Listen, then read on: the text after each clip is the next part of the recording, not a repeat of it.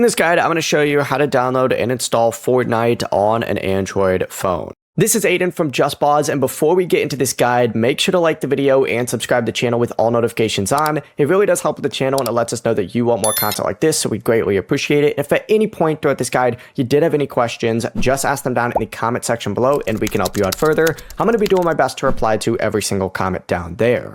Now, this is actually super easy to do. What you're going to want to do is open up the Google Play Store. And once you open up the Google Play Store, it's going to look something like this for you. Hit search down in the very bottom, and up at the very top, go ahead and search for Fortnite.